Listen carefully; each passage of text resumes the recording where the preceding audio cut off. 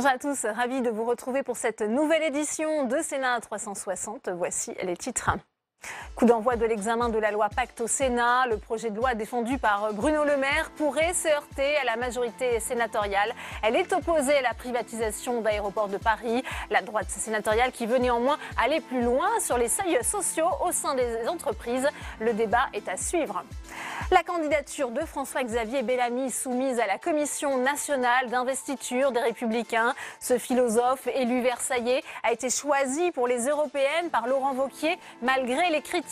Il sera accompagné d'Agnès Evrin et d'Arnaud Danjean. Les réactions au Sénat dans un instant. Les sénateurs s'attaquent au piratage des retransmissions sportives. Des auditions ont eu lieu la semaine dernière avant un colloque la semaine prochaine pour trouver des solutions à ce phénomène illégal mais pourtant en pleine extension. Et vous allez le voir qui déstabilise toute l'économie du sport. Analyse et décryptage dans cette édition. Et je vous rappelle que vous pouvez réagir sur Twitter avec le hashtag Sénat360. Et pour m'accompagner cet après-midi, on retrouvera Tam Tranui, salle des conférences, pour les réactions des sénateurs à cette actualité. Et Alexandre Poussard dans l'hémicycle, dans notre multiplex, tout de suite.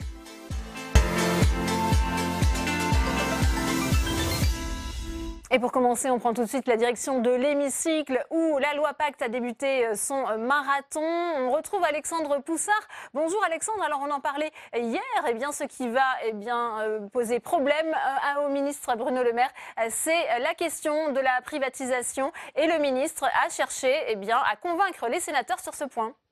Ah oui Delphine, alors ces privatisations, elles ont tout de suite tendu le climat entre le Sénat et le gouvernement. Je le rappelle, ce projet de loi Pacte prévoit de privatiser Aéroports de Paris, la Française des Jeux, Engie prévoit un désengagement de l'État de la société Engie, anciennement GDF Suez, et c'est notamment la privatisation d'Aéroports de Paris qui a concentré les critiques durant le débat. Écoutez le sénateur communiste Fabien Gay.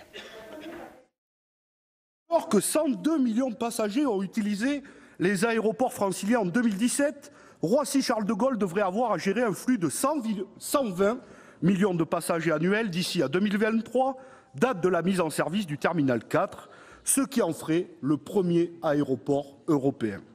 Nous considérons qu'un aéroport est un bien commun qui ne devrait pas avoir de valeur numéraire, à l'instar des gares, des ports, des autoroutes, des barrages hydrauliques ou encore des monuments et sites historiques. Et dans ce débat, le ministre de l'économie, Bruno Le Maire, a tenté de défendre point par point cette privatisation de la société Aéroports de Paris. Pour lui, elle ne va pas toucher à la souveraineté nationale. Écoutez-le. Alors on me dit, mais ADP, c'est une infrastructure absolument stratégique. Et ce qui est stratégique, ce sont les redevances. Elles sont contrôlées par l'État. C'est le foncier. Vous le récupérez au bout de 70 ans. C'est le contrôle des frontières, il sera exactement le même. C'est les questions de circulation des avions, d'horaires d'atterrissage, ils continueront à être contrôlés exactement comme avant par la DGAC. C'est le niveau des tarifs, l'État les contrôlera mieux. C'est des investissements, l'État les contrôlera davantage. Qu'est-ce qu'il reste? Il reste ce qui fait la réalité des 65% du chiffre d'affaires d'ADP. Les hôtels et les boutiques de luxe. Si vous estimez que le rôle de l'État est de gérer des hôtels et des boutiques de luxe, ça n'est pas ma conception du rôle de l'État. Et notez qu'une motion de rejet de l'ensemble de ce projet de loi Pacte a été déposée par le groupe communiste, mais elle n'a pas été adoptée par la majorité du Sénat. Merci beaucoup Alexandre pour ces précisions et on vous retrouve tout au long de cette édition.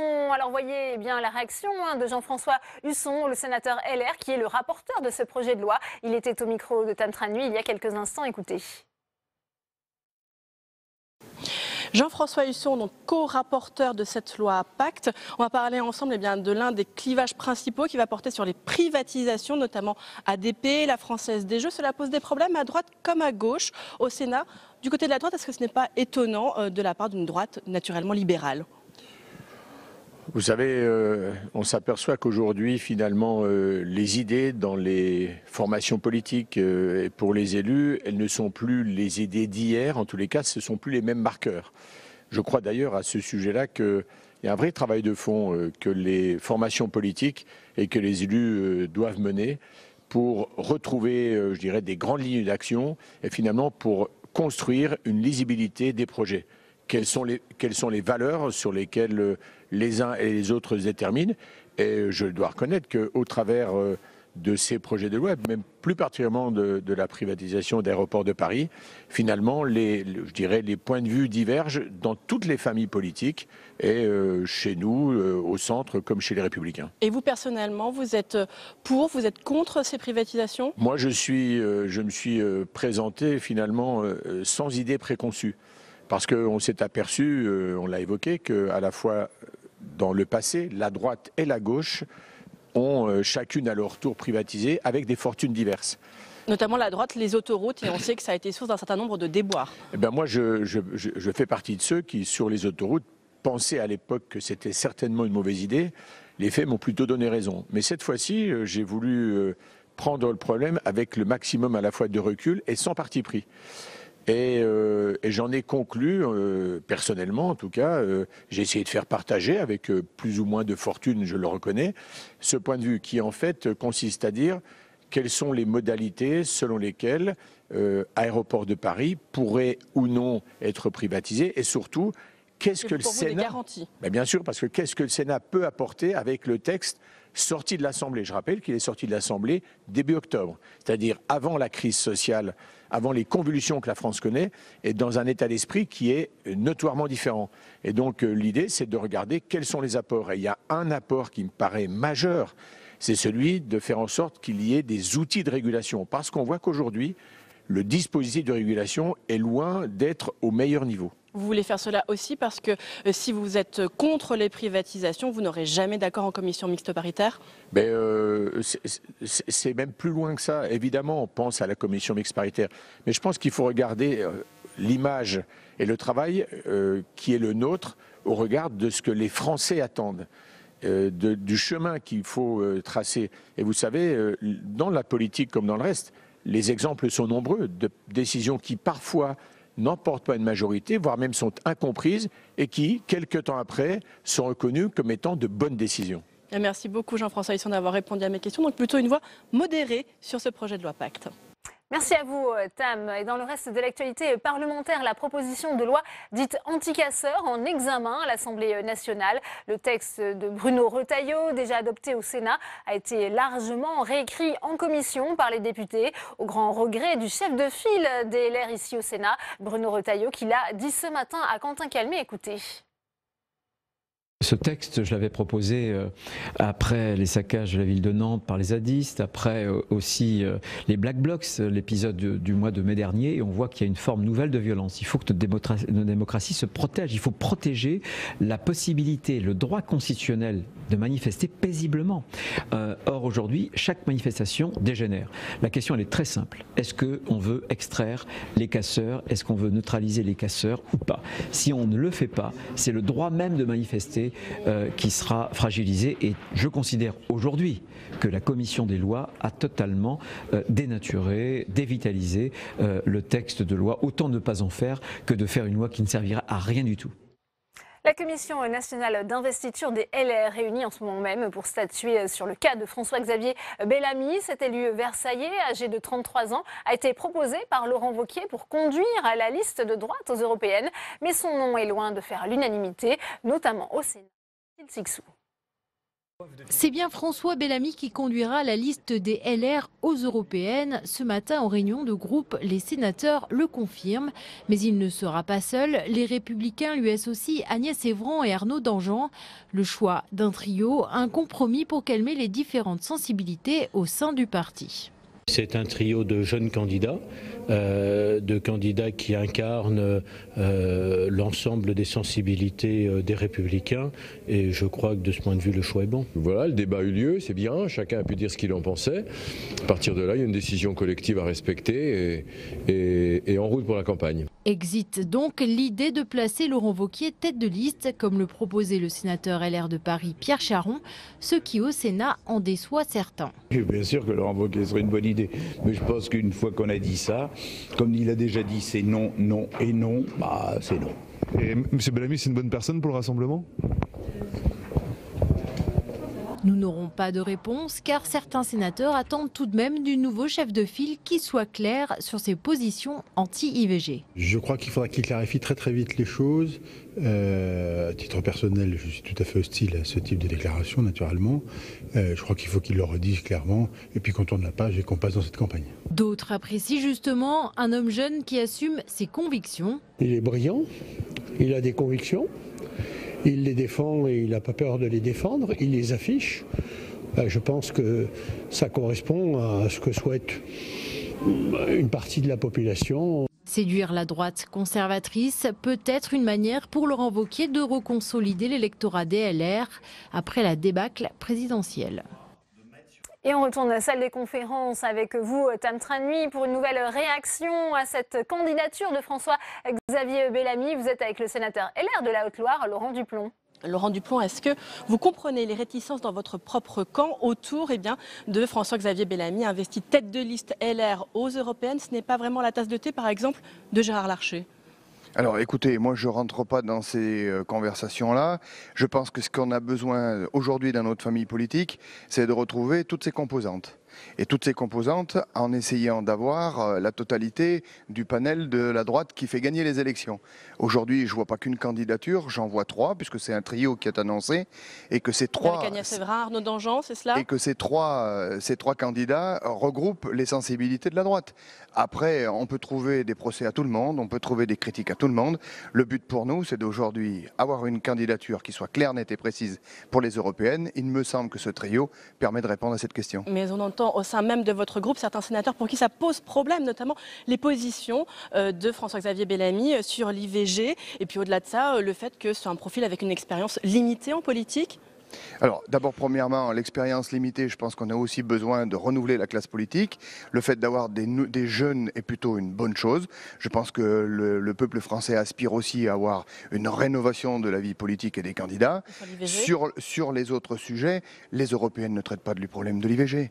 À un moment donné, on ne peut pas condamner quelqu'un parce qu'il a une idée sur un point, sur la totalité des idées qu'il peut avoir. Sur les Européennes... Ce ne sont pas les idées de LR. Sur les Européennes, on a 3 candidats tête de liste qui correspondent, comme je le disais, aux sensibilités. Moi, je vous dirais qu'une seule chose. Ce qu'il faut, et je pense que tous les électeurs de droite attendent cela, c'est qu'on soit regroupés. La droite gagne les élections quand elle est regroupée. Quand elle est divisée, elle les perd et c'est la machine à perdre.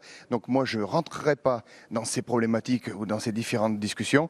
Je pense que ce qu'il faut, c'est que derrière le principe d'avoir notre liste, eh bien que nous soyons regroupés derrière cette liste pour faire gagner le maximum de suffrages. Est-ce que la nomination de François-Xavier Bellamy, c'est une stratégie assumée pour reconquérir un électorat plus conservateur avec les risques que ça comporte? On a entendu Éric Woerth qui dit que le parti risque de se cornériser, de se transformer en petit parti conservateur. Je pense qu'on ne peut pas limiter la candidature pour les européennes à la tête de liste.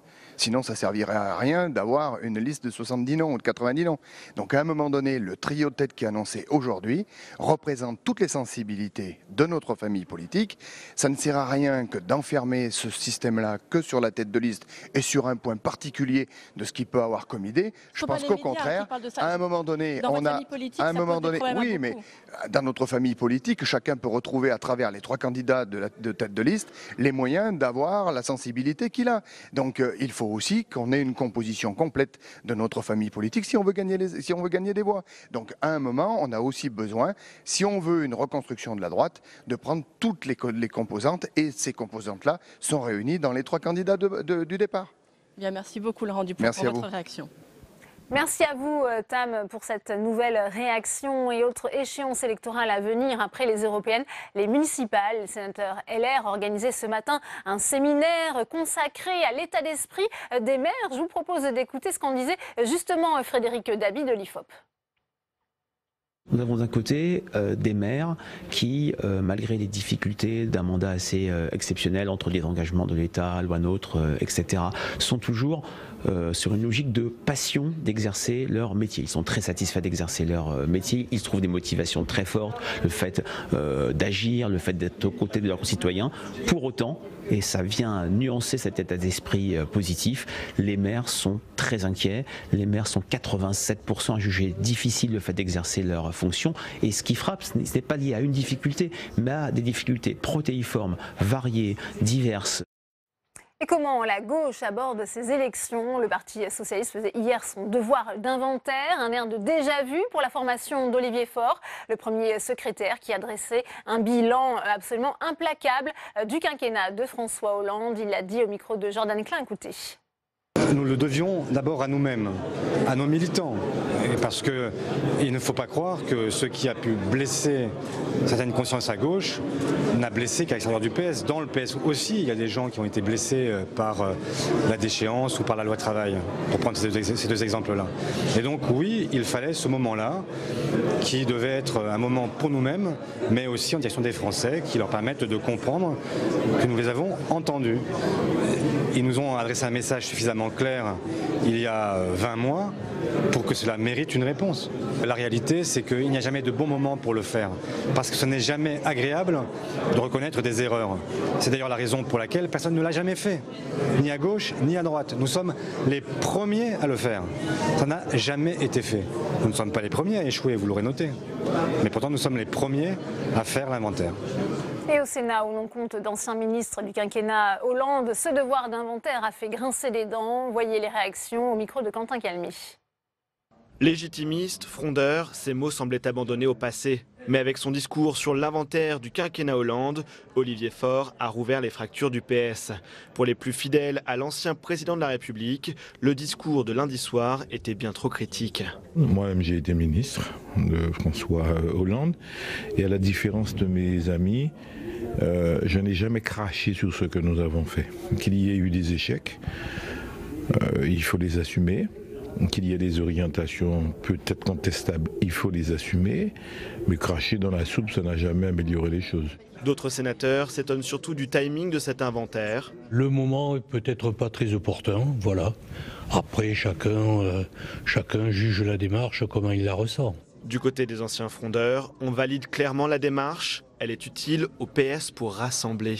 Il fallait le faire, c'est courageux, c'est lucide, il faut un moment poser les choses sur la table. Je ne crois pas que ça vienne clore quoi que ce soit, je crois plutôt que ça vient ouvrir une période de rassemblement de la gauche et on va se réconcilier avec une partie de la gauche, se réconcilier avec une partie de l'électorat et c'est le travail d'un parti politique que d'apprécier le travail qui a été conduit par un des siens, le président de la République en l'espèce, François Hollande, donc c'est utile. Un inventaire utile donc pour certains pour rebâtir le Parti socialiste, mais au risque de raviver les tensions en son sein. Et on continue les réactions avec vous, Tam Tranui, avec une autre ancienne ministre du quinquennat Hollande, la sénatrice socialiste Hélène Conway-Mouret.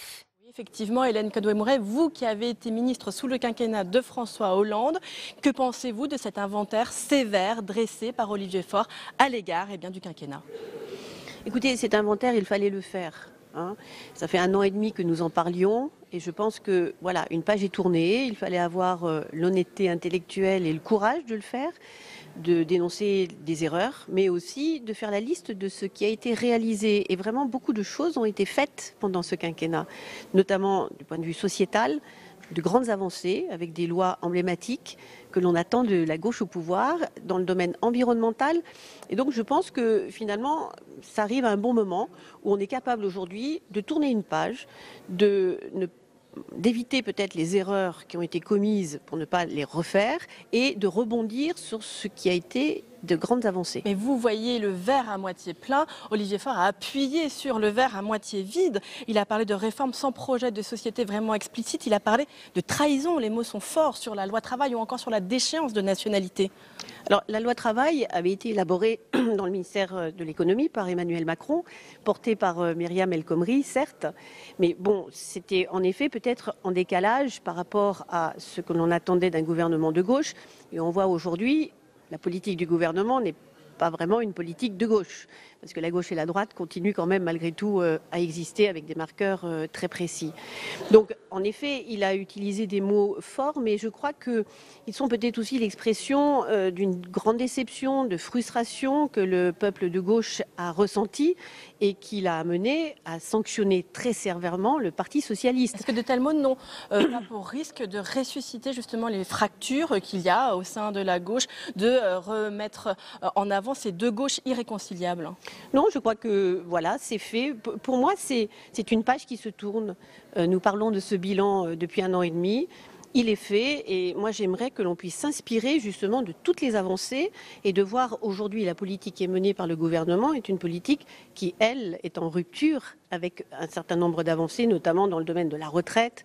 On voit bien la réforme qui est annoncée, enfin, à l'opposé de ce qui a été réalisé, où on permet aujourd'hui à des gens qui ont commencé très tôt à travailler de partir à 60 ans, où il y a eu des emplois aidés pour mettre le pied à l'étrier à un grand nombre de jeunes qui ont été supprimés, création de postes dans l'éducation nationale, chez les fonctionnaires de police, aujourd'hui avec des suppressions à nouveau. Donc on voit bien quand même qu'aujourd'hui nous sommes en rupture avec ce qui a été fait. Vous parlez du quinquennat actuel justement, est-ce qu'il n'était pas plutôt mieux de parler de cette crise des Gilets jaunes, de ce gouvernement lui-même en crise? Je parle de l'opportunité de faire l'inventaire du quinquennat précédent d'il y a 1 an et demi. Oui, mais justement, ça permet aussi de démontrer ce qui a été réalisé, ce que l'on a reproché à François Hollande et à son gouvernement, alors que on préfère regarder le verre à moitié vide tout le temps et que le verre est plutôt aux 3/4 plein pour moi, en tout cas. Et ça nous donne l'opportunité, maintenant que ce bilan a été fait, que cette page est tournée, de démontrer ce qui a été réalisé et de démontrer que nous avons su le faire, que nous pouvons le faire et que pour justement ces élections européennes, il y aura un projet de gauche qui sera porté par ces forces-là. Cela alors que le Parti socialiste est au plus bas, il est à 6% pour l'instant dans les derniers sondages pour les élections européennes. Oui, et certes, mais enfin il reste quand même un groupe parlementaire important, des élus locaux qui existent et qui font un remarquable travail. Et donc peut-être qu'en effet, aujourd'hui, nous aurons l'occasion, grâce à ce bilan, de démontrer aux Français qu'il ne faut pas tomber dans l'oubli tout de suite. Nous avons été capables de faire des choses et que nous souhaitons continuer à réaliser ce que nous pouvons faire pour la société française. Merci beaucoup Hélène Conway-Mouret d'avoir répondu à mes questions. Merci beaucoup Tam. On en vient à présent à la loi Pacte, je vous le disais, dont l'examen a débuté cet après-midi au Sénat. Premier texte majeur pour la Haute Assemblée en ce début 2019. Ce plan d'action pour la croissance et la transformation des entreprises prévoit entre autres une simplification des seuils d'effectifs au sein des entreprises. L'objectif est de favoriser l'embauche dans les PME. Sandra Cerquera. C'est l'un des principaux points de la loi Pacte. Simplifier les seuils de salariés, ces niveaux à partir desquels se déclenchent des obligations sociales ou des modifications de cotisations pour les employeurs. Objectif de la loi, rationaliser la législation dans ce domaine. Le seuil de 20 salariés par exemple disparaît et les obligations qui en découlaient se déclencheront à partir de 50 salariés. Le Sénat a voulu aller plus loin en relevant à partir de 2021 à 100 salariés les seuils fixés actuellement à 50. Le seuil des 50 crée pas moins de 55 obligations pour les entreprises. Des obligations sociales, mais aussi beaucoup d'obligations fiscales, donc un coût extrêmement important. C'est vraiment pour permettre de libérer les entreprises et de leur dire enfin vous allez pouvoir vous développer et vous allez pouvoir aussi surtout créer des emplois. Mais certains y voient une régression sociale avec des conséquences néfastes pour les salariés. En termes de dialogue social, le règlement intérieur aussi qui était obligatoire entre 20 et 50, qui aujourd'hui ne l'est plus à 50, donc remonter à 100, ça fausse un petit peu. Ça me paraît un peu séduisant, effectivement, a priori, mais un peu décalé, peut-être pas opportun. Moi, je préfère qu'on travaille sur des assouplissements plutôt que des choses qui laisse penser que les entreprises ne sont pas capables de s'adapter à certaines contraintes. Ce projet de loi, considéré comme capital pour les entreprises, est examiné en ce moment en première lecture au Sénat et sera voté mi-février. Alors avant d'en débattre avec mes invités, on retourne en séance pour faire un point avec vous, Alexandre Poussard, sur cette question des seuils sociaux. On l'a vu, ça sera un autre point de débat important de cette loi Pacte. Oui, Delphine, et Bruno Le Maire en a parlé dans son discours d'introduction et il a décrit une économie française comme paralysée par toute une série de blocages administratifs qui empêchent la croissance des petites entreprises, d'où cette suppression du seuil de 20 salariés. Et ce texte va aussi donner plus de temps aux PME pour anticiper les nouvelles obligations lorsqu'elles vont franchir le seuil de 50 salariés. Écoutez Bruno Le Maire. Si vous adoptez ce texte désormais, une PME de 47 ou 48 salariés dans le bâtiment ou dans le travaux publics, qui décide parce qu'elle a une commande importante de construction d'un hôpital, d'une crèche, d'un collège, de passer à 55, 56 ou 60 salariés, elle aura 5 ans avant d'être obligée de remplir ses obligations au titre des seuils sociaux du point de vue fiscal. Si jamais elle n'a plus de commande ensuite et qu'elle revient à 47 ou 48 salariés, cela ne lui aura amené aucune obligation supplémentaire. Alors la majorité du Sénat est d'accord avec l'esprit de cette mesure. Elle va même aller plus loin en passant à partir de 2021 au seuil de 100 salariés. Mais globalement, on est sur un point consensuel de ce projet de loi Pacte. Merci beaucoup Alexandre et on va tout de suite en parler avec mes invités dans notre premier débat.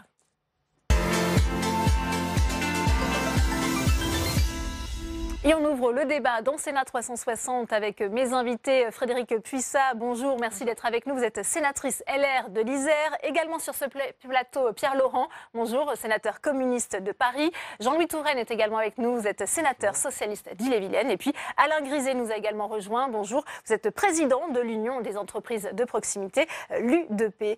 Frédérique Puissat, est-ce que ce seuil, ces seuils sociaux, ces seuils d'effectifs, ça représente réellement une contrainte aujourd'hui pour les entreprises? On a entendu Bruno Le Maire parler de paralysie, de frein à l'embauche à cause de ces seuils. Il suffit de s'adresser à des chefs d'entreprise de petite taille pour savoir que c'est un seuil qu'ils connaissent déjà et pour lequel ils savent qu'ils ont un certain nombre de contraintes. Et du coup, ça freine l'embauche, ça freine le développement. Donc je crois que vous avez évoqué le fait que la majorité du Sénat est favorable à ce que ces seuils évoluent, à ce que ce dispositif de 5 ans de mise en application puisse effectivement être dans ce texte de loi. Oui, nous y sommes favorables. Et en plus, c'est quelque chose qui correspond à une réalité de terrain que nous connaissons tous dans les territoires ruraux, dans les territoires urbains et dans beaucoup d'entreprises. Ouais. Pierre Laurent, votre analyse, c'est réellement dû aujourd'hui le problème des PME, ces freins à l'embauche, à cette question des seuils selon vous? Votre reportage disait qu'il y avait une ambiance consensuelle, ça ne sera pas notre cas pour ce qui nous concerne. Nous allons nous opposer à cet article 6 de la loi. Parce qu'en vérité, on enfile au fil des années toute une série de dispositions qui visent à faire reculer les protections possibles pour les salariés. Et je remarque que la simplification, c'est un argument qui est toujours utilisé dans un seul sens. C'est toujours au détriment des salariés, jamais dans le sens inverse. Donc évidemment... Nous ne sommes pas favorables à cet article, qui par ailleurs est examiné, parce c'est pas une loi qui parle de ça. Je voudrais quand même dire un mot de ça, c'est qu'on parle d'un grand débat national, mais on est en train d'examiner une loi de 200 articles qui porte sur des sujets extrêmement différents, sans qu'en vérité le pays ait le temps de réellement débattre ou prendre conscience de ce qu'on est en train d'adopter à l'Assemblée. Et on le fait avec des procédures accélérées de plus en plus. Donc on ne crée pas les conditions d'un débat serein sur ces questions. Il y a eu quand même des consultations avant justement l'examen de cette loi Pacte. Non mais demandez dans le pays, puisque là on parle d'un grand débat national, on dit qu'il faut aller parler aux citoyens. Demandez dans le pays qui sait aujourd'hui ce qu'il y a dans la loi Pacte. Personne. Alors justement, personne comme il y a beaucoup d'articles dans cette loi Pacte, on a parlé, nous, des privatisations hier, on a choisi de parler des seuils sociaux aujourd'hui, justement, pour expliquer à nos téléspectateurs le contenu de cette loi. Je préfère faire la remarque parce que ce n'est pas une loi sur les seuils sociaux, c'est un article dans une loi fourre-tout dans lequel il y a 200 articles, ce qui ne crée pas les conditions d'un débat serein sur cette question. Alors, on revient à cette question des seuils sociaux, Alain Griset. Ça va donner un bol d'air, au contraire, pour vous, aux PME qui attendaient justement cet article 6 ? Il faut d'abord peut-être rappeler un peu le contexte. En France, il y a 95% des entreprises qui ont moins de 20 salariés. Et deuxième élément, beaucoup disent, en comparant en Allemagne, comment se fait-il qu'on a moins d'entreprises de 100, 150 salariés? Il y a une raison très simple, c'est qu'en dessous de 10, en gros, la plupart des entreprises restent bloquées. Et quand on a nos collègues artisans, commerçants, professionnels libéraux qui arrivent à 9, ils préfèrent créer 2 entreprises de 9 que de passer à 11 ou à 12. Donc l'entreprise ne grossit jamais. Donc en ce qui nous concerne, à l'U2P, nos entreprises sont quasiment toutes en dessous de 20 salariés. Ce qu'on demande, ce n'est pas le seuil de 20 ou le seuil de 50, c'est que le seuil de 10 puisse sauter. Non pas pour mettre en difficulté nos salariés dont on a besoin et dont on souhaite les garder, mais pour permettre à nos collègues de se développer et pouvoir, à un moment donné, tous ne vont pas arriver à 50 ou 100 salariés, mais ceux qui le peuvent, de pouvoir développer leur entreprise. Et c'est un signe très fort. Et on a demandé effectivement au gouvernement de pouvoir travailler et à la majorité sénatoriale d'adopter le fait de faire sauter le seuil de 10.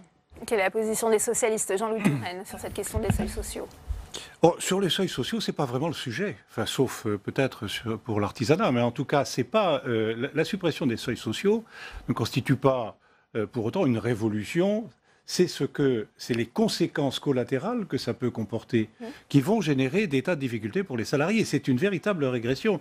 J'entendais tout à l'heure qu'à 20 salariés, on devait avoir un règlement intérieur qui définissait les conditions de travail, la santé à l'intérieur de l'entreprise, les relations entre les employés et les patrons.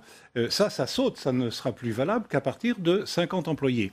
Pour les 50 employés, jusqu'à présent, lorsqu'on dépassait le seuil de 50 pendant un an, on rentrait dans la catégorie supérieure de 50 à 150. Ça ne sera plus vrai, il faudra 5 ans, pendant lesquels il faudra dépasser de façon consécutive les 50 salariés. Ça signifie que si au cours des 5 ans, vous tombez en dessous, vous repartez, on remet les compteurs à zéro et on repart encore pour 5 ans. On invente l'éternité. Ça a des conséquences extrêmement importantes et notamment sur l'obligation de participation. Voilà des salariés qui vont être écartés de façon quasi définitive du bénéfice de la participation. Alors que c'est la contrepartie promise par le gouvernement. Pierre Laurent et ensuite Frédéric Puissat. D'ailleurs, on a entendu tout à l'heure Bruno Le Maire dans votre reportage dire un truc incroyable, parce qu'en gros, il justifie le délai de 5 ans d'une telle manière qu'en gros, il explique qu'une entreprise pourra échapper en vérité dans la durée à ce qu'on est en train d'inscrire dans la loi. C'est-à-dire qu'on crée déjà une disposition qui est problématique, mais en plus, le ministre explique à la tribune du Parlement qu'une entreprise, si elle se débrouille bien, pourra échapper à l'application de cette disposition. C'est quand même assez hallucinant. Frédéric Puissat, vous entendez ces arguments, parce que c'est vrai que cette question des seuils, il y a toutes les conséquences qui en découlent sur ces obligations pour les entreprises qui ne sont pas anodines pour les salariés. On a parlé de cette question du règlement intérieur. Il y a aussi la cotisation au Fonds national d'aide au logement. Alors la question du local syndical à l'Assemblée nationale, on est un peu revenu sur ce point, mais il y a aussi les audits avec justement ce changement, l'obligation d'avoir un chiffre d'affaires de 8 millions et pour les entreprises de 50 salariés. On pourra toujours trouver des raisons évoquant le fait qu'il ne faut rien changer. Mais très honnêtement, et je l'ai dit tout à l'heure, dès lors que vous rencontrez un chef d'entreprise de 10 salariés, de 20 salariés, enfin de 19 salariés, il évoquera ce seuil comme un paramètre qui ne lui permettra pas de grossir ou de créer une autre société avec tout ce que ça veut dire en termes de complications. Maintenant, moi je vous le dis, quand on est dans une entreprise, et vous l'avez évoqué tout à l'heure, la richesse d'une entreprise, ce n'est pas simplement un investisseur et un objet social, c'est aussi le capital humain. Et je crois qu'il n'y a pas un seul chef d'entreprise qui, à un moment donné, n'a pas l'intention de faire participer un certain nombre de ses employés, sauf exception bien sûr, mais c'est un certain nombre de ses employés. Il n'y aura plus d'obligations, il y aura moins de règles, c'est ça? Il y a peut-être des règles, des obligations, mais après il y a la vie de l'entreprise. Et on a un chef d'entreprise qui est à nos côtés. Tout le monde sait très bien qu'un chef d'entreprise, à un moment donné, s'il veut conserver son personnel qui fait la richesse de l'entreprise, il va forcément l'inviter à participer, il va forcément, à un moment donné, l'intéresser à l'entreprise, de quelque forme que ce soit. Alors certes, il y a des dispositifs qui contraignent, mais après, il y a la vraie vie de l'entreprise. Et je crois que c'est ça qu'il faut qu'on regarde aujourd'hui. Je crois qu'on s'est fixé suffisamment, de barrières, et on peut encore s'en fixer pendant longtemps. Sauf qu'on s'aperçoit quand même qu'au niveau européen, on est les seuls à fixer ce genre de barrières, et que du coup, on a quand même, d'un point de vue, non mais je le dis quand même, on a un chômage qui est à 9,1%, alors que dans les autres pays européens, on est proche de 4 à 5%. Il faut quand même qu'on regarde cette réalité-là. C'est pas essentiellement les seuils qui font cette différence, mais en tout cas, c'est tous les freins qu'on peut mettre à la croissance de l'entreprise. Alain Griset, on va créer des zones justement où il y aura moins de protection pour les salariés dans ces entreprises? Je ne pense pas du tout. Vous savez, dans nos entreprises, nous avons demandé au cours de la discussion préalable avec le ministre, par exemple, de pouvoir mettre en place des outils spécifiques pour la participation et l'intéressement. Aujourd'hui, les outils ne sont pas adaptés. Et nous, à l'UDP, on a dit, permettez-nous, à nos entreprises, de pouvoir rentrer dans le dispositif. Donc, naturellement que nos collègues qui ont des salariés, et souvent ils en cherchent, qui ont la compétence pour développer leur entreprise, ils n'ont pas du tout envie de les massacrer ou de les rendre dans une situation pénible. Ils ont plutôt envie de les conserver et de leur permettre de travailler dans de bonnes conditions. Il y aura moins de dialogue social dans les entreprises, Jean-Louis Touraine. Si je vous entends bien, d'abord, le changement le changement en soi n'est pas porteur de vertu. Il faut qu'il soit justifié, adapté, et que personne n'en soit la victime. Deuxièmement, pour la participation, si tout le monde est prêt, si toutes les entreprises sont vertueuses et veulent vraiment apporter à leurs salariés un intéressement à la marge de l'entreprise, il suffisait d'imposer la participation à partir de 20 salariés, à partir de 10 salariés. C'est sans doute que ça n'est pas le cas et qu'il y a encore quelques réticences. Juste un petit point. Quand on dit... la richesse de l'entreprise, c'est aussi ses salariés. C'est vrai. Mais il faut que ça se traduise dans les actes. Or, 2017, les bénéfices du CAC 40, c'est 93 milliards d'euros. Retournés aux actionnaires par des dividendes ou des rachats d'actions, c'est 57 milliards d'euros. Il y a juste à peu près 25% pour les investissements et 5% pour les salariés. Alors, la considération pour les salariés, ça se monnaie aussi. Ce n'est pas simplement du discours avec le baume, ou tout au moins la bonne odeur de la vertu. Il faut aller au-delà du parfum et que ce soit véritablement une réalité sur le terrain.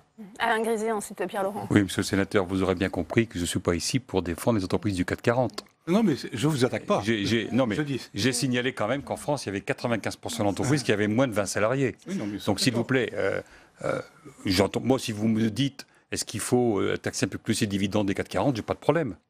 Mais ce n'est pas le sujet. Le sujet pour nous... Le sujet, c'est la considération que l'on porte aux salariés. Parce que le discours que j'entends, le discours permanent que j'entends, la doxa locale, c'est sur la nation française, c'est bien, ah oui, on a besoin des salariés, on en a besoin, mais en fait, la considération qu'on leur porte n'est pas à la hauteur du besoin que l'on ressent. Et puis, quant aux comparaisons qu'on peut faire avec les pays voisins, il faut se méfier. Il ne faut pas que ce soit à géométrie variable et qu'on prenne simplement les exemples qu'on donne. Quand on va parler tout à l'heure, éventuellement, de la représentation au conseil d'administration, en Allemagne, on a une représentation des salariés dans les conseils d'administration bien supérieure, jusqu'à 50% lorsqu'on dépasse 2000 salariés. Mais nous, on ne le fait pas. Mais mes collègues bouchers sont dans le laboratoire avec leurs salariés, mes collègues charpentiers sont sur le toit avec leurs salariés, et quand ils sont en difficulté... C'est la réalité du terrain. Et quand ils sont en difficulté, quelquefois, ils se privent de salaire pour payer leurs salariés. Donc la considération de nos salariés, on l'a tous les jours. Pierre Laurent, est-ce qu'il y a aussi une atteinte aux droits des syndicats dans cette loi Pacte ? Non, mais excusez-moi, je voudrais dire un mot sur ça. Le discours qui consiste à dire, madame, que, en fait, le discours permanent qu'on entend, que la difficulté des petites et moyennes entreprises tient à leur contrainte sociale et quelque part aussi à leurs salariés, n'est pas justifié. D'un côté, on dit qu'il faut de la considération pour les salariés, puis d'un autre côté, on a un discours économique que vous tenez en permanence qui consiste à dire que le problème du développement économique, c'est justement, il est là, il est social. Or, c'est l'inverse. Par exemple, les entreprises, quand vous leur demandez, vous parliez, moi aussi j'écoute ce que disent les petits chefs d'entreprise, quand vous leur demandez où sont leurs principales difficultés, les premières choses qu'ils citent ne sont pas celles-là. La difficulté à recruter des gens compétents au poste qu'ils recherchent, c'est une question qui vient bien au-dessus de celle qu'on évoque aujourd'hui. Il y a beaucoup d'autres questions très importantes. L'affaire des entreprises des CAC 40, c'est quand même important parce que énormément des petites entreprises, notamment autour de 50, 100 salariés, sont sous-traitantes de ces groupes. Et on sait très bien que ces grands groupes, quand ils versent aux actionnaires des revenus conséquents, c'est aussi en compressant sans cesse leurs sous-traitants. Donc si on veut parler de la difficulté de développement des petites et moyennes entreprises, il y a beaucoup de choses à dire sur beaucoup de sujets qui sont très loin de se résumer à cette question. Mais il n'en reste pas moins que les choses auxquelles on s'attaque systématiquement, et tout particulièrement dans la dernière période, sont toujours les mêmes. Et après, on s'étonne qu'on retrouve dans la rue en France, beaucoup de gens très mécontents de la situation. Frédéric Puissat, comment s'assurer justement que les PME vont jouer le jeu de l'embauche si on supprime les seuils ? Mais je pense que, si vous voulez, c'est... moi, je suis assez d'accord avec vous. On évoque le seuil parce que c'est un des paramètres et un des articles de la loi Pacte, mais les aspects liés... C'est nous qui faisons la loi. Hein. C'est-à-dire nous, les sénateurs, on n'est pas obligés parce que le gouvernement nous dit c'est ça la priorité. Non, mais attendez, j'ai pas fini ma phrase. Allez-y, Frédéric Puissat, allez-y, je vais me permettre. Mais après, les freins au développement et à la croissance d'entreprise, il n'y a pas que les effets de seuil. On est bien d'accord là-dessus. Vous parliez tout à l'heure des aspects relatifs au recrutement et à la formation. On a eu un débat au Sénat il y a quelques temps en arrière sur les emplois non pourvus. On a essayé de voir comment est-ce qu'on pouvait adapter les choses. On a débattu avec la ministre en la matière. Moi, je crois qu'effectivement, on est tous concernés par la croissance et par le développement de nos entreprises parce que c'est l'activité, parce que personne ne veut de l'homme inutile dans notre société. Donc, à un moment donné, on est tous effectivement attachés aux multifacteurs factoriels, enfin en tout cas aux aspects multifactoriels, qui font que les entreprises ne se développent pas. Le seuil est un paramètre. Pour moi, le seuil est un D'autant que les paramètre. chiffres sont plutôt bons pour 2018. On l'a vu aujourd'hui. Le nombre de créations d'entreprises en France a atteint un record de 691 000 en 2018. C'est assez tiré, notamment par une progression de 28% des micro-entreprises. Oui. Donc sans effet sur les salaires. Et vous en tirez quelles conclusions par rapport aux micro-entreprises? Ce sont des hommes et des femmes qui en réalité n'ont pas pour objectif de créer de l'emploi, ils ont l'objectif de créer leur emploi et qui souvent sont très précaires par rapport au fait qu'ils sont utilisés par des grands groupes comme sous-traitants. Et on a actuellement une discussion sur l'assurance chômage, sur les contrats courts. Il est évident qu'un peu à la fois, les contrats courts, s'il y a des mesures qui sont extrêmement pénalisantes, vont être remplacés par des micro-entrepreneurs. Et donc ce développement-là n'est pas en tant que tel un développement de l'emploi salarié. Alors avant de poursuivre ce débat, on retourne dans l'hémicycle puisque Bruno Le Maire est de nouveau intervenu sur cette question des seuils. Il a répondu justement aux critiques de la gauche sénatoriale. Écoutez.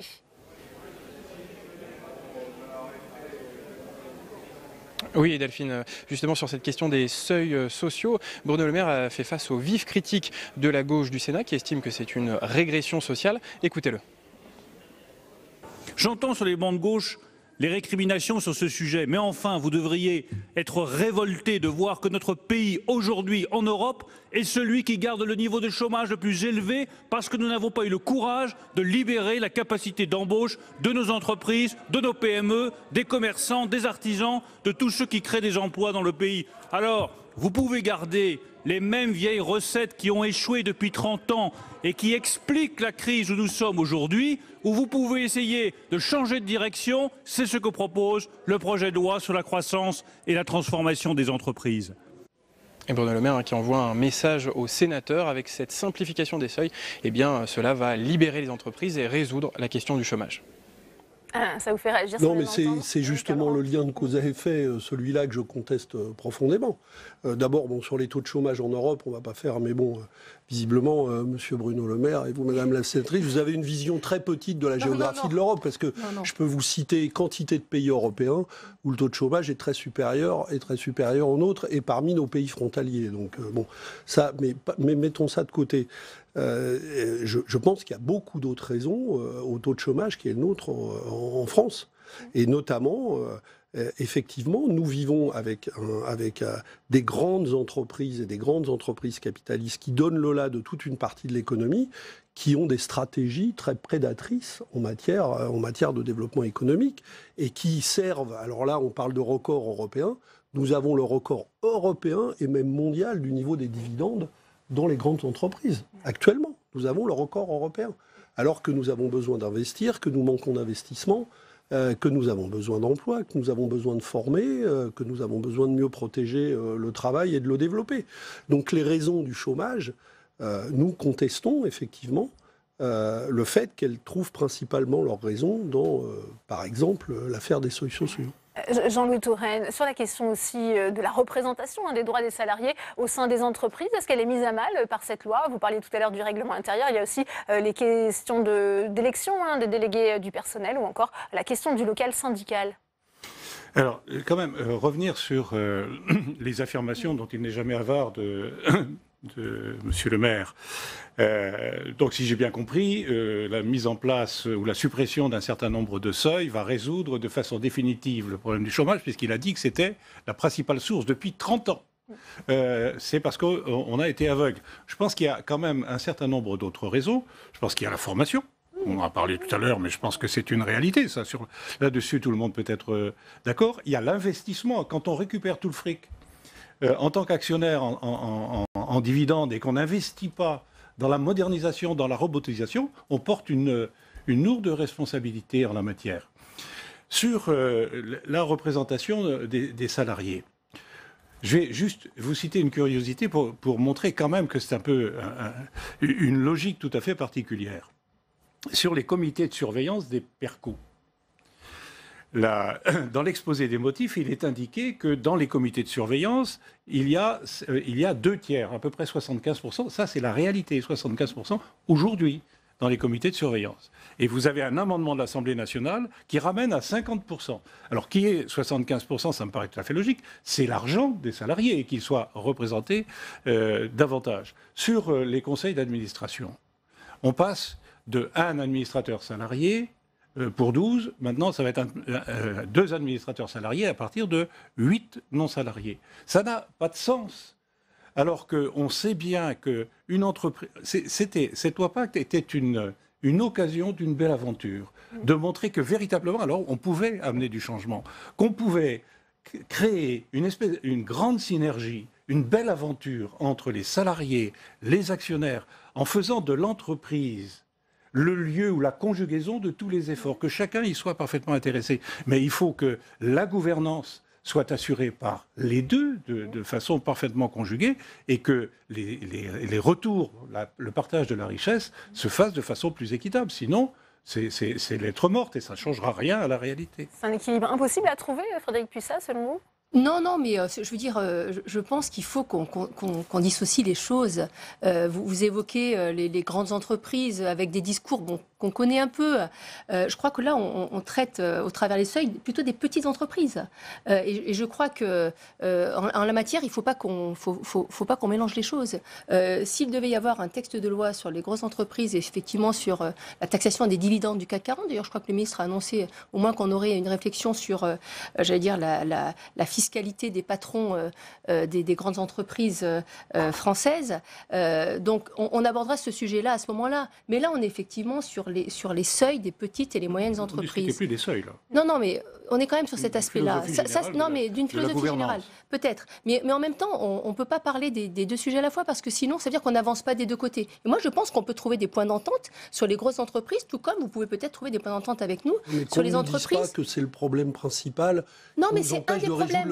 C'est un des problèmes. C'est peut-être pas le principal, mais en tout cas, c'est un des problèmes. Donc, abordons-le en toute sérénité. On a abordé les aspects de formation il y a peu de temps en arrière avec la loi pour la liberté de choisir son avenir professionnel. Alors, je suis pas là pour défendre le gouvernement, mais je crois qu'il faut être aussi pragmatique. L'économie nous attend, donc soyons pragmatiques dans notre approche et dissocions bien les grosses entreprises qui nécessiteront peut-être un texte de loi ad hoc des plus petites et des moyennes entreprises. Est-ce que c'est une loi équilibrée selon vous? Mais à ce moment-là, il faut nous faire la démonstration que libérer des entreprises de moins de 50 salariés, parce qu'on ne parle pas que d'entreprises de 3 ou 4 salariés, de moins de 50 salariés qui commencent à être... que les libérer d'une série d'engagements sociaux va les conduire à créer de l'emploi. Il faut nous faire cette démonstration. Oui, écoutez, on verra ce que le marché nous dira. Est-ce qu'un équilibre est possible? Est-ce que cette loi va permettre à la fois de libérer la croissance, mais aussi de conserver un certain niveau de protection des salariés? Tout d'abord, votre émission a été fléchée sur les seuils. Mais les lois Pacte, monsieur le sénateur Laurent l'a dit, il y a beaucoup d'autres choses. Et l'UDP, nous avons beaucoup travaillé sur le statut du conjoint, qui pour nous est nécessaire d'avancer, sur la protection juridique de l'entrepreneur individuel et un tas de choses qui sont indispensables. Quand M. Laurent dit c'est pas la première préoccupation, les seuils, sans aucun doute. Quand on interroge nos collègues, pourquoi ils n'embauchent pas plus? D'abord, parce que quelquefois, ils ne trouvent pas toujours les compétences adaptées à leurs besoins. 2, parce que les cotisations sociales, je ne parle pas de charges, les cotisations sociales sont trop élevées par rapport à leur entreprise. 3, parce que nous avons des complexités administratives surdimensionnées, ce que nous on appelle l'impôt papier. Le temps passé à faire de la formalité pour pouvoir, au lieu de travailler. Ça, ce sont des éléments, vous pouvez interroger des centaines et des milliers de nos collègues, ils vous diront tous pareil. Donc aujourd'hui, on travaille sur les seuils.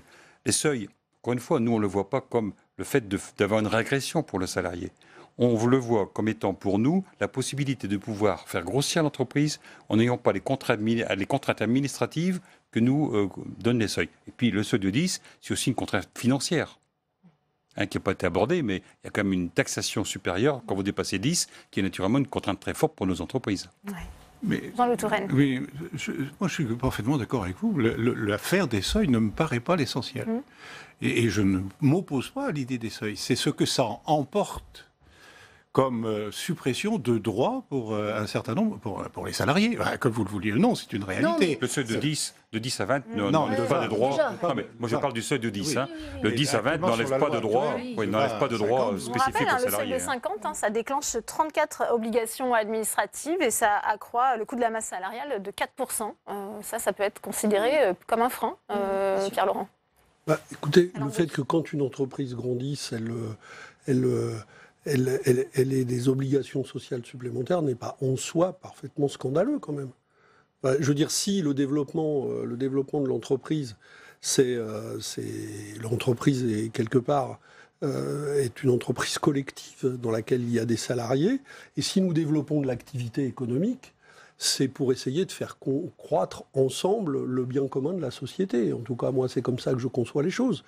Donc le fait de développer et de développer la responsabilité sociale des entreprises n'est pas scandaleux. Et d'ailleurs, je pense qu'il y a plein de petits entrepreneurs qui sont pas du tout opposés à cette idée. Moi, ce que je conteste, c'est le raisonnement permanent, parce que c'est pas seulement les seuils sociaux, il faut quand même être sérieux, c'est pas seulement sur les seuils sociaux qu'on a ce discours. On a ce discours en permanence, comme si ce qui nous empêchait de développer, c'était en fait le coût du travail, le coût des salariés, le coût des contraintes sociales qui les entourent. Or, nous sommes dans un pays où, qu'est-ce qui est la marque générale du pays aujourd'hui ? C'est que l'emploi se dégrade, la précarité de l'emploi se développe. Nous sommes dans des conditions difficiles pour beaucoup de salariés. Donc ce discours global, effectivement, nous le récusons. Et nous considérons qu'à l'occasion du débat sur la loi Pacte, il y avait bien mieux à faire que de faire reculer les seuils sociaux. Alain Griset, justement, sur la philosophie générale de cette loi, puisqu'on l'a dit, il n'y a pas que cette question des seuils sociaux, il y a aussi la question de la participation et de l'intéressement. Je reviens à cette question, sur cet équilibre. Il a été trouvé ou pas par l'exécutif, justement ?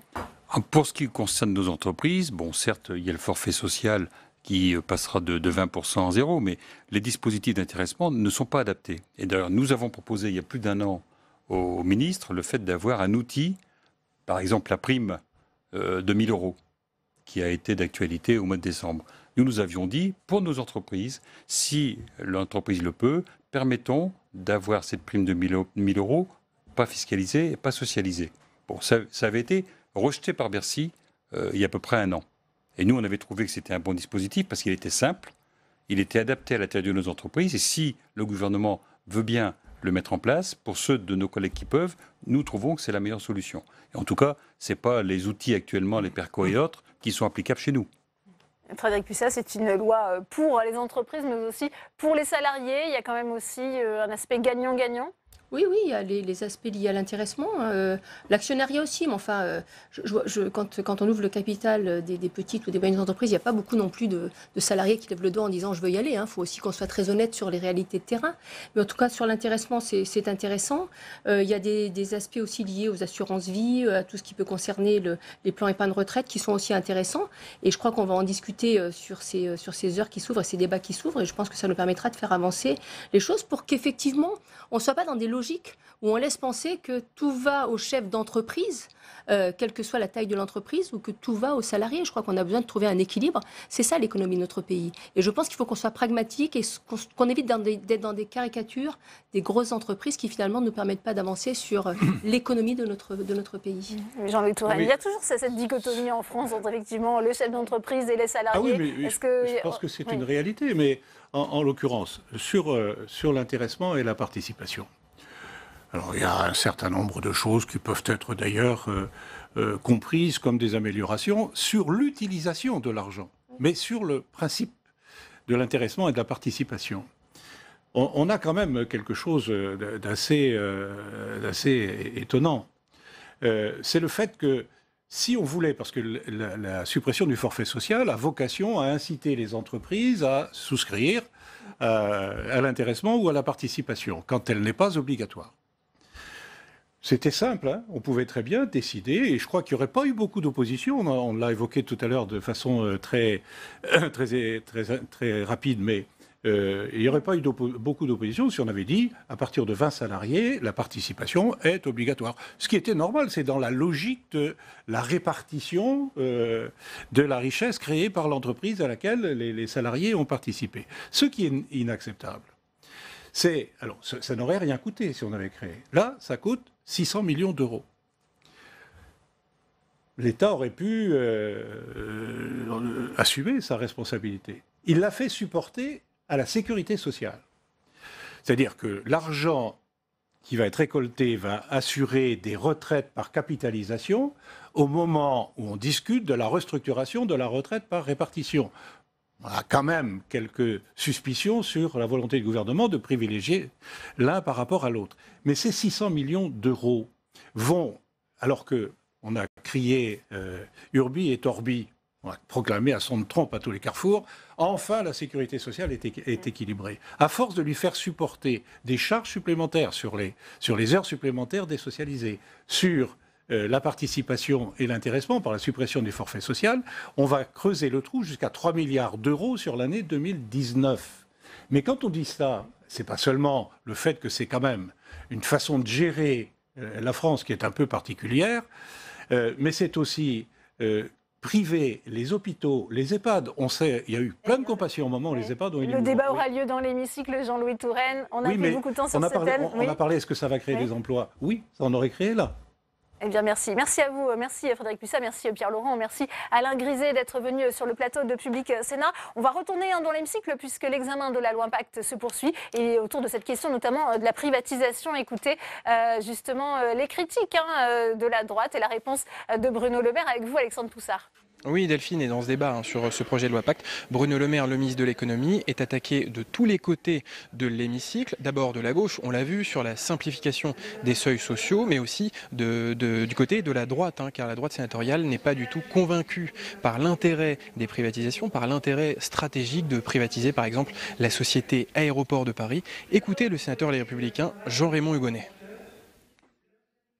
Rendez-vous compte, les mêmes qui hier ont bradé scandaleusement les autoroutes et ont le culot de soutenir encore aujourd'hui que l'État a fait une bonne affaire, eh bien les mêmes sont prêts à nous refaire le coup, mais cette fois-ci avec Aéroports de Paris.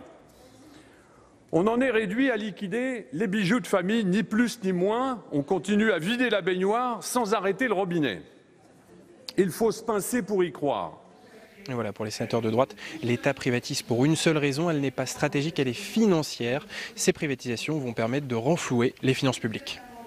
Merci beaucoup Alexandre pour toutes ces précisions. Votre réaction au micro de Tam Tranui, c'est les sénateurs, les indépendants Emmanuel Capus sur cette loi Pacte, on l'écoute. Un mot d'abord, Emmanuel Capus, sur les conditions dans lesquelles le Sénat examine ce projet de loi. Un projet de loi fourre-tout, disent certains, un projet de loi obèse, avec 900 amendements, 170 articles en procédure accélérée.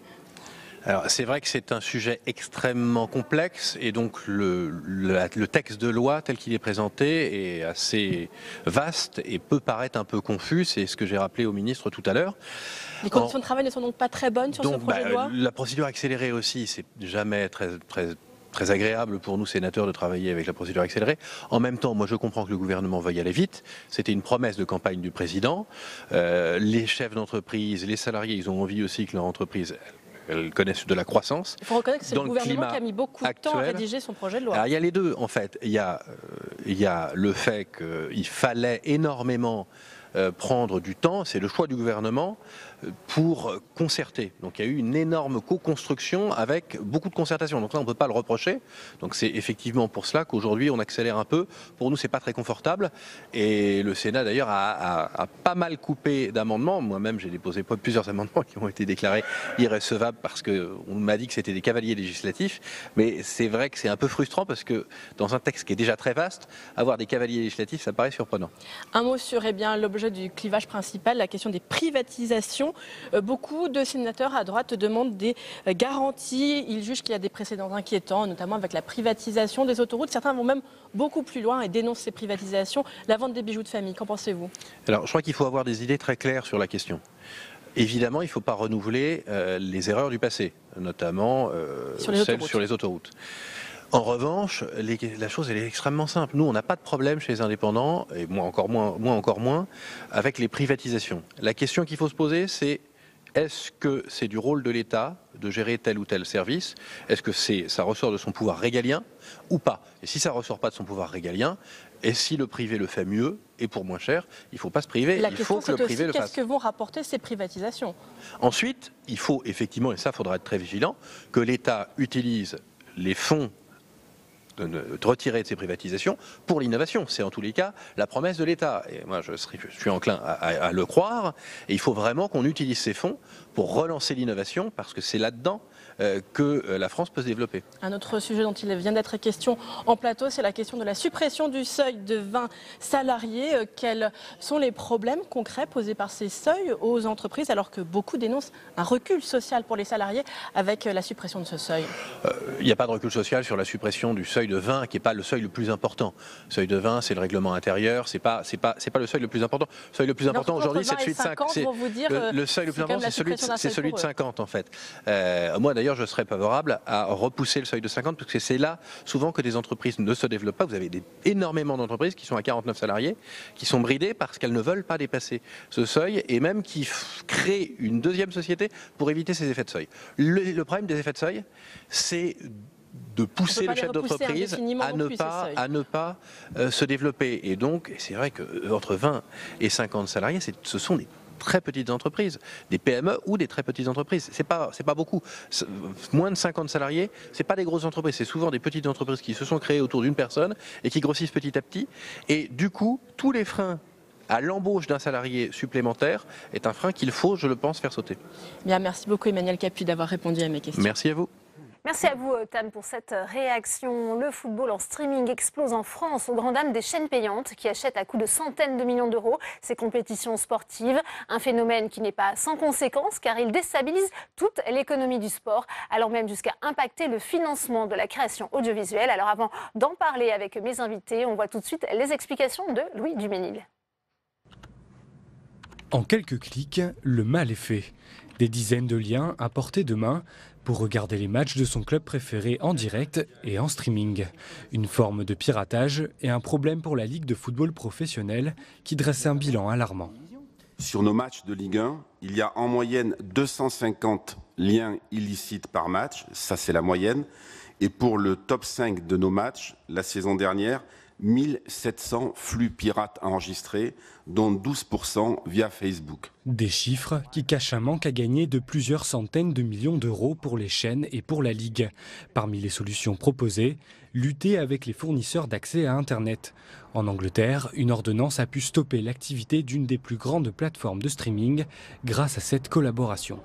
Grâce aux informations données par les fournisseurs d'accès, on a pu démontrer que le trafic sur ces serveurs était quasi nul jusqu'à peu près 5 minutes du début des matchs, ensuite augmentait de manière exponentielle au moment du coup d'envoi, et à la fin du match redescendait. Donc on a pu démontrer en fait que ces serveurs étaient quasiment uniquement dédiés au piratage de nos matchs, et c'est ça qui a convaincu le juge de nous donner cette ordonnance de blocage. Mais contrairement aux Britanniques, les chaînes télévisées françaises et les fournisseurs d'accès font rarement partie du même groupe, limitant ainsi leur coopération. Autre problème, la diversité des offres. Pour regarder la Ligue 1 et la Ligue des Champions, il faut être abonné à 3 chaînes différentes dont le prix varie entre 15 et 20 euros par mois. Un seul pack rassemble les 3 offres, uniquement réservées aux clients SFR. Les fraudeurs, entre guillemets, ou les pirates vont toujours plus vite. Donc je suis relativement sceptique quant à l'efficacité à terme de la lutte contre le piratage. Moi je pense qu'il faut être un tout petit peu plus raisonnable dans le coût de la diffusion des sports en général et du football en particulier. Le recours au streaming pour regarder les compétitions sportives, une pratique de plus en plus fréquente, à contre-courant au regard des chiffres sur le piratage de l'audiovisuel en baisse. En 2018, 2 millions de personnes par mois l'utilisent en moyenne.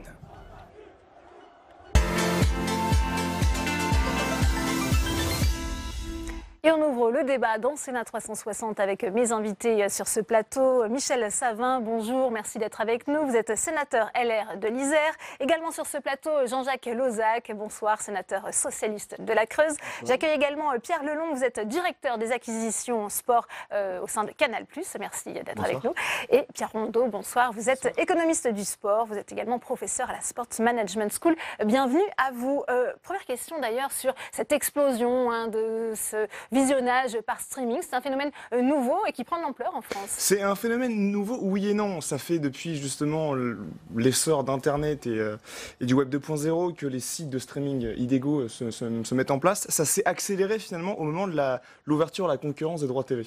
Il y avait initialement Canal+, qui avait les pleins pouvoirs à ce niveau-là. Donc, pour le consommateur et pour sa consommation personnelle, il n'y avait pas un apport, un investissement supplémentaire à mettre en place. Mais dès lors qu'on avait arrivé de la concurrence, beIN Sport, RMC Sport, Eurosport, des chaînes payantes à chaque fois, le panier du consommateur a forcément augmenté. En tout cas, le coût d'investissement pour le consommateur a augmenté. Et il s'est tourné, je dirais, vers justement le streaming illégal. Enfin, en tout cas, tourné, on parle de 200 à 300 000 personnes sur un match qui doit faire 1 500 000 d'audience en moyenne. 200 à 300 000 personnes qui utiliseraient, ça met entre guillemets au conditionnel, qui utiliseraient des sites de streaming illégaux. Ça reste très important, j'imagine, pour le diffuseur officiel. Il y a des coûts qui sont importants. Ça revient par mois, Pierre Rondeau, 1 million d'internautes, ça représente 10 à 20% des audiences. Vous confirmez ce chiffre? On parle d'1,5 million d'internautes qui régulièrement ont recours à l'Internet pour aller chercher des contenus sportifs tous les mois. Est-ce que vous l'aviez anticipé, ce phénomène justement de piratage, de visionnage? Je ne sais pas, je voulais juste revenir sur la notion de concurrence. Effectivement, avant beIN que vous mentionniez, il y a eu Orange, il y a eu TPS, donc l'univers de concurrence pour Canal+ a toujours existé. Avec le rajout des droits TV de Première Ligue, de Liga, de Serie A, de Bundesliga, qui se sont développés et démocratisés en France, donc qui ont donné envie, je dirais, aux consommateurs d'aller voir plus loin que la Ligue 1. Oui, c'est plus, à la limite, les réseaux qui ont permis l'accès à cette forme de piratage que la concurrence, à mon sens. Mais... Jean-Jacques Lozach, quand on demande justement aux personnes qui visionnent ces matchs de manière illégale, pourquoi ils le font, eh bien, la réponse c'est gratuit, c'est très facile aussi de faire ça, il n'y a aucune sanction. C'est justement très, très facile, comme vous le dites, et c'est la raison pour laquelle il faut absolument, je dirais collectivement, comment trouver les bonnes solutions sur le plan technique, sur le plan politique, législatif, juridique, etc. Comment lutter contre ce piratage, parce que ça fait partie de ce que j'appelle souvent les avatars du sport. Donc il faut lutter contre ces avatars, contre le dopage, contre la corruption dans le sport, etc. On est sur le même domaine, qui est le domaine de l'éthique sportive. Donc il faut voir effectivement... comment lutter efficacement. Nous, les législateurs, on a peut-être été un peu naïfs avec cette loi de mars 2017, la loi dite Braillard, parce qu'il y a un article concernant cette lutte contre les piratages, mais c'était un article d'incitation et non pas un article d'obligation. C'est-à-dire qu'on voulait absolument mettre autour de la table tous les acteurs concernés pour que collectivement ils se mettent à lutter contre ces piratages. C'était vrai d'ailleurs pour les fédérations sportives, pour les organisateurs d'événements sportifs, pour les chaînes, pour les plateformes du numérique, etc. Et on constate 2 ans plus tard que le résultat est bien mince. Michel Savin, le Sénat s'empare de ce sujet. Quelles sont les pistes qui sont justement sur la table pour lutter contre ce phénomène? Jean-Jacques Lozach vient de l'évoquer. Le dernier texte que nous avons débattu et voté au Sénat inciter l'ensemble des partenaires à se mettre autour de la table. Aujourd'hui, il y a un partenaire qui est absent, c'est les fournisseurs d'accès. Donc, et c'est vrai que le texte qui avait été voté incitait l'ensemble des partenaires à dialoguer et à essayer d'avancer. Aujourd'hui, lorsqu'on fait le bilan de ces mois qui sont passés, on s'aperçoit qu'aujourd'hui, est-ce qu'on doit passer à un cran supérieur? Est-ce qu'on doit aller sur la contrainte en vis-à-vis des fournisseurs, parce que la question qu'on doit se poser, est-ce qu'on doit aujourd'hui, est-ce qu'Internet peut tout se permettre? Aujourd'hui, c'est quand même un vol manifeste qui se passe au niveau du piratage de ces matchs, de ces compétitions sportives, et que ça remet en cause toute l'économie du sport professionnel, mais aussi amateur, parce que la Ligue, buffet, effectivement, la Ligue reverse aussi une partie des sommes qui sont perçues lors de droits TV pour le sport amateur. Donc c'est bien un problème général, même sur la production de films de cinéma. On sait aussi que Canal, avec comme d'autres qui financent le sport, ça permet aussi donc à l'économie du cinéma de pouvoir financer des productions de films. Donc on voit bien que c'est un problème urgent. D'autres pays ont trouvé des solutions. C'était l'objet aussi de la table ronde qui s'est déroulée la semaine passée pour mettre autour de la table des partenaires étrangers, portugais, anglais, qui ont eux mis en place des différentes solutions parce qu'on est sur un phénomène aussi réactif de rapidité. Un match de foot, ça dure 90 minutes et il faut qu'on ait cette capacité à pouvoir réagir rapidement et pas attendre une décision de justice qui viendrait quelques jours après l'événement. Il n'y aura plus aucune barrière. Il y a une vraie instantanéité. Et donc aujourd'hui, comme vous le rappeliez, le cadre législatif n'est pas adapté. Les diffuseurs, les ayants droit ont cherché à se fédérer au sein d'une association qui s'appelle l'APS, l'Association pour la protection des programmes sportifs, qui a été créée en 2017, qui a cherché à avoir, avec un certain nombre d'acteurs, vous parliez des FAI, mais il y en a d'autres, un discours et une discussion pour aboutir à un accord interprofessionnel. Il s'avère que 2 ans plus tard, on se rend compte que ça n'aboutit pas. Et donc, il est nécessaire d'adapter le cadre législatif en France pour aboutir à des solutions comme on les développe en Angleterre ou au Portugal, qui permettent de réagir à l'instant T. Et c'est le problème du piratage live aujourd'hui, c'est l'instantanéité. Parce qu'on voit le faible impact aussi de la Hadopi, Pierre Rondeau, sur les sanctions, quand on regarde les chiffres. Oui, non, mais c'est sûr qu'il faut prendre des mesures, ça c'est indéniable, au niveau de la répression, au niveau de la répression instantanée pendant le match et pendant la diffusion. Mais il y a un autre point que je voudrais soulever, c'est vrai, et vous l'avez dit, au niveau de l'économie du football et de son instabilité. Et les droits TV pèsent énormément sur les budgets des clubs. Je rappelle par exemple que des clubs de première division en France sont dépendants de 50 à 60% de ces droits TV. Et ces droits TV continuent, ne cessent d'augmenter. Après, on dit c'est quoi? C'est la poule ou l'œuf? C'est parce que les abonnements coûtent cher que les gens vont s'abonner vont en streaming illégal ou inversement. C'est l'argument, on l'a entendu dans la bouche de votre collègue sénateur Olivier Paccaud. Que les prix augmentent ou inversement. Et ce qu'il faut aussi envisager, c'est l'économie du football à part entière. Est-ce que c'est intéressant ou c'est stable dans le temps d'avoir une économie qui est basée essentiellement sur des droits TV de 50 à 60%. Je prends l'exemple de l'Allemagne. L'Allemagne, des clubs professionnels sont dépendants à 30% et ont d'autres moyens, d'autres sources de financement. Il faut aussi pouvoir considérer, au-delà de la simple question de la lutte contre le streaming illégal via les diffuseurs et via les chaînes de télévision, il faut aussi se poser la question de l'économie du football. Et ce que fait la Ligue pour soutenir les clubs autrement que par les droits TV. On avait justement Didier Quio, président de la LFP, qui mettait en avant le fait que oui, il y avait une perte monétaire du fait du streaming illégal. Et d'un autre côté, il met en avant le fait qu'il ait réussi à vendre pour la période 2020-2024 des droits à 1,153 milliard d'euros, donc qui est considérablement augmenté par rapport à la période actuelle à 748.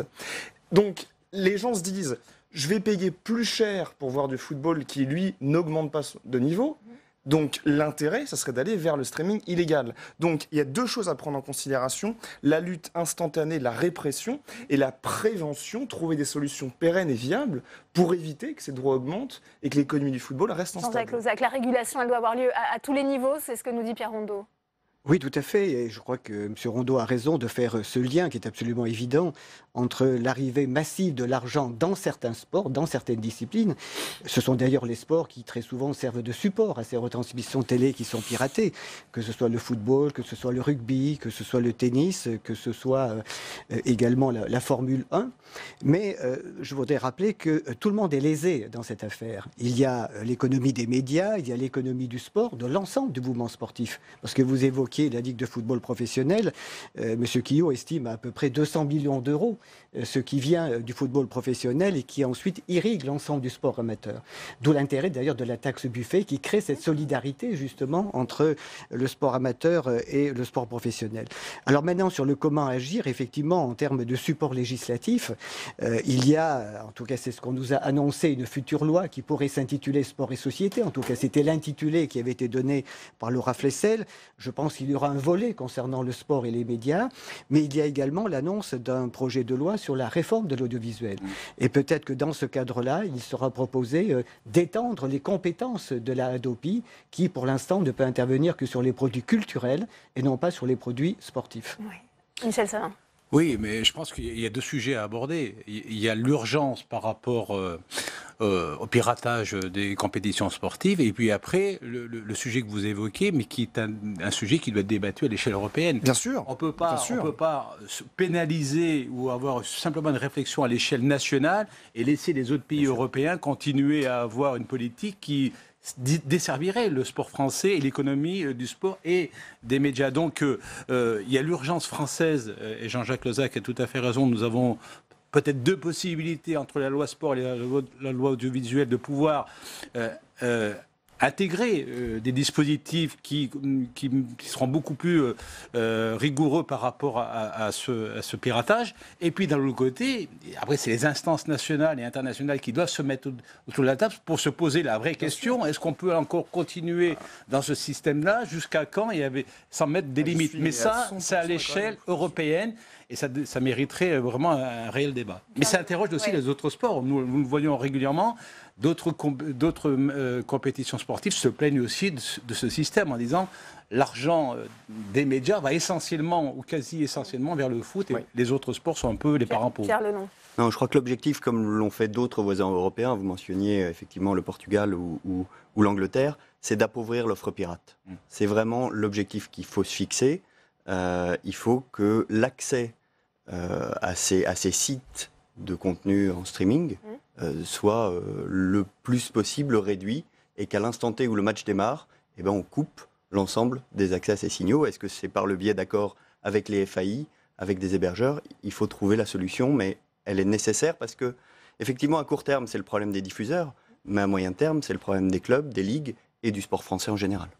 Pierre Rondeau, ça c'est facile techniquement à faire, de tarir la source, parce qu'on parle du streaming en live, il y a aussi des petits boîtiers qui permettent pour parfois 10 € par mois d'avoir accès à toutes les chaînes en illimité. Des box comme ça, des box pirates qui existent pour justement avoir accès à ces chaînes de manière totalement illégale. Ça existe. Alors, je suis économiste, je ne suis pas technicien, donc je serais incapable de vous dire quelles seraient les solutions techniques pour lutter contre le streaming illégal. Par contre, il est évident, je reprends sur ce que vous disiez, sur le besoin de réforme à échelle européenne pour réguler le football et l'économie du football. Au-delà, justement, vous avez raison, de la lutte instantanée contre le streaming illégal, ça c'est indéniable. Il y a un point qui est très intéressant aussi à mettre en avant. On parle des médias, on parle des diffuseurs, mais aussi il faut mettre en avant l'objet qui est consommé. L'objet, en l'occurrence, essentiellement footballistique. Il y a aussi le rugby, la Formule 1 et d'autres sports, mais c'est à 99% footballistique.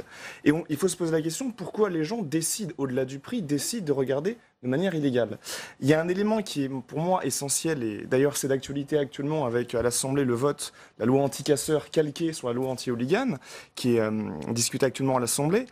Il y a une étude qui existe, qui a été réalisée par deux économistes, Luc Arondel et Richard Duhautois, qui met en avant que 80%, pour 80% des supporters et des fans de football, c'est l'ambiance dans un stade qui explique la venue au stade, ou en tout cas le visionnage d'un match.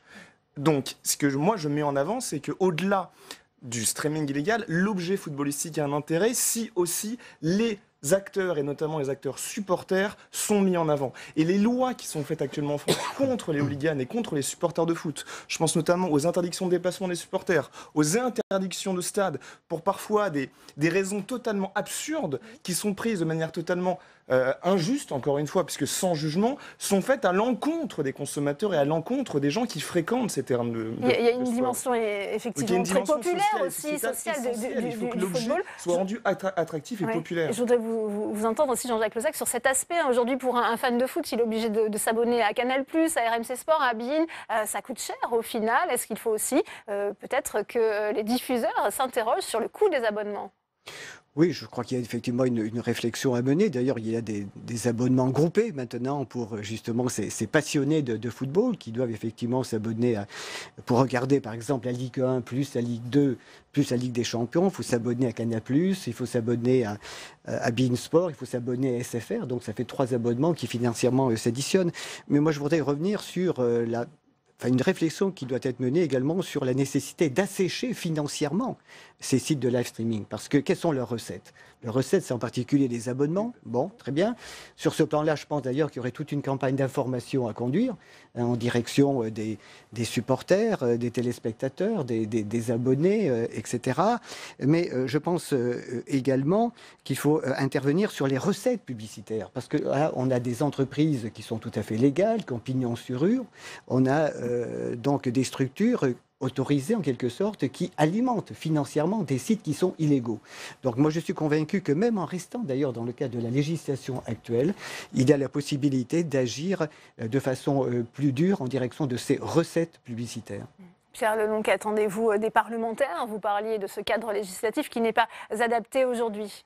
C'est une réponse dans les meilleurs délais. Effectivement, les deux véhicules qui ont été mentionnés, en particulier la prochaine loi sur l'audiovisuel, me semble effectivement être le bon type de véhicule pour apporter les réponses dont les diffuseurs ont besoin aujourd'hui. Parce que sinon, le financement du sport va en pâtir à horizon 2-3 saisons. Avec des conséquences, on parlait à la fois des clubs amateurs, du sport amateur, mais aussi de la création audiovisuelle. Ça a déjà impacté la production cinématographique au sein de Canal+, par exemple. Impacté non, mais vous le rappeliez effectivement, Canal, premier financeur du sport, est aussi le financeur du cinéma français aujourd'hui. Donc il est clair que tout ce qui impacte Canal impactera a fortiori ces deux univers. Oui. Et sur l'aspect réflexion autour du prix des abonnements, est-ce qu'il y a quelque chose aussi qui est en préparation? Oui, alors vous comprendrez que je ne suis pas tout à fait d'accord avec ce qui est dit, puisque si vous regardez les différents championnats domestiques aujourd'hui et l'accès aux championnats domestiques dans les différents pays européens, la France se situe plutôt en bas de fourchette, voire équivalent avec l'Allemagne, mais bien en deçà de l'Italie ou de l'Espagne. Canal+ a fait beaucoup d'aménagements sur ses offres. Et je pense en particulier à l'offre jeune qu'on vient de lancer à 9,90. Donc l'accessibilité au contenu n'est pas tout à fait le sujet. Je crois qu'il y a effectivement une pédagogie à avoir vis-à-vis des internautes, peut-être des jeunes ou des moins jeunes, pour ne pas avoir recours à cette forme de consommation. Je crois que les offres aujourd'hui qui sont présentes sur le marché répondent tout à fait à la consommation éventuelle qu'on peut en faire. Michel Savin. Moi, je pense que je reviens à ce qu'on a évoqué tout à l'heure. Il faut qu'on ait une réflexion à l'échelle européenne. À titre personnel, je préférais que les sommes qui sont consacrées par les chaînes de télévision au foot puissent être réparties sur différentes disciplines sportives.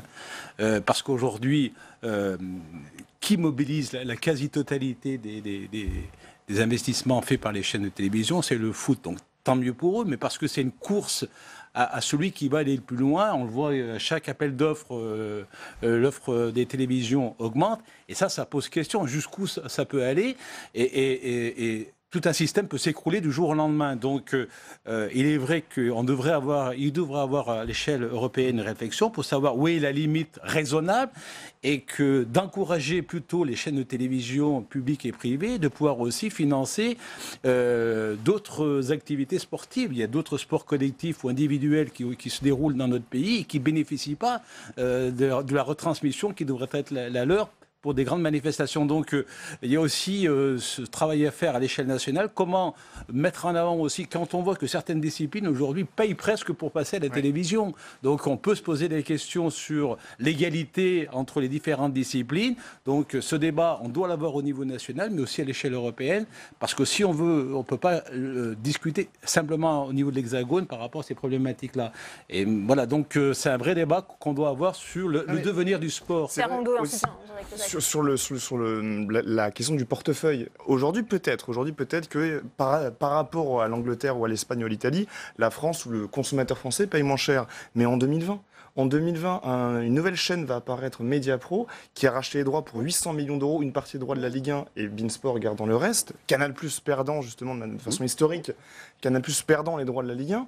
Ils annoncent qu'ils vont créer une chaîne qui ne va diffuser que du football français, pas d'autres droits sportifs, pas d'autres championnats, que du football français pour 25 € par mois. Plus Canal+, plus Beansport, plus RMC Sport, plus Eurosport, le consommateur en 2020 devra payer 80 € par mois pour regarder du football. Donc la question nationale et européenne se pose bien évidemment pour le consommateur. Jean-Jacques Lozach. Oui, je veux dire, sur le prix, sur le coût du football à la télé, la question est peut-être beaucoup plus complexe que ce qu'on est en train de dire, parce que regardez ce qui se passe pour la BBC, par exemple. L'offre est totalement gratuite. Et pourtant, la BBC est aussi victime de ce type de piratage, de ce type de contrefaçon. Donc, la chose est très complexe. Mais je voudrais dire que ça nous concerne en particulier comme sénateur. L'État est également lourdement pénalisé dans cette affaire, puisqu'il y a une perte de recettes fiscales et sociales.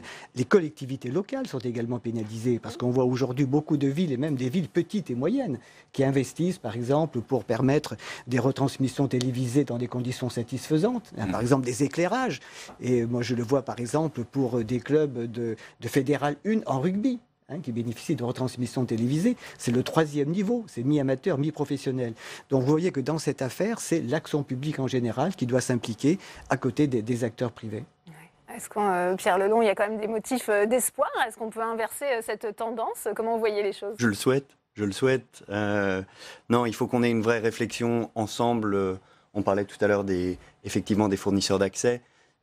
Voilà, il faut se mettre autour de la table, il faut trouver des solutions. Moi, je reste persuadé que sanctionner l'internaute n'est pas une solution. Il faut vraiment aller vers un appauvrissement de l'offre pirate et trouver le cadre législatif qui nous permette d'appauvrir cette offre pirate. Avec les GAFAM qui ont aussi un rôle, une responsabilité. Michel Savin, on évoquait Facebook. Il y a aussi peut-être des pistes qui concernent justement la coercition et la responsabilité des GAFAM. Bien sûr, mais encore, le principe de base, c'est est-ce qu'on peut continuer à accepter faut appeler un chat, le vol de certains contenus. Donc aujourd'hui, quel que soit le support qui est celui qui diffuse ces images, et je crois il y a une urgence aujourd'hui à répondre à cette problématique. Ça en va encore une fois de l'intérêt, bien sûr, des chaînes, mais surtout à notre niveau du sport au niveau national, professionnel mais amateur. Donc tous les acteurs qui sont concernés, en partant des ligues de football, en passant par bien sûr le Parlement, mais aussi l'ensemble du monde des médias doivent être concernés par cette action. Et l'urgence, c'est de cibler là où ça fait mal. Et là, je pense qu'on aura fait déjà un bon pas. Les exemples du Portugal et de la Grande-Bretagne sont intéressants. Alors, il y a la réactivité qui doit être prise en compte, parce qu'il ne faut pas non plus qu'on tombe dans un processus qui serait long et qui n'aurait aucune efficacité. Il faut qu'on cible les bonnes actions pour arriver au bon résultat. Avec un colloque la semaine prochaine, Jean-Jacques Lozach, justement autour de ces questions. On a vu ces tables rondes la semaine dernière. Il y a aussi une volonté, je le disais, du Sénat de se saisir de ces questions. En effet, notre commission, la commission culture, éducation, communication, qui intègre le sport, est en train de prendre à bras le corps cette problématique. Parce que je pense effectivement que d'un côté, on a, et c'est vrai, au niveau du football de très haut niveau, un modèle qui est un petit peu, par certains aspects, un colosse au pied d'argile. Car il peut y avoir à un certain moment un retournement de situation, un retournement des marchés. Et puis de l'autre, eh bien, on a le sport de base, on a la pratique amateur qui alimente ce sport professionnel sur lequel reposent ces droits de retransmission télévisée.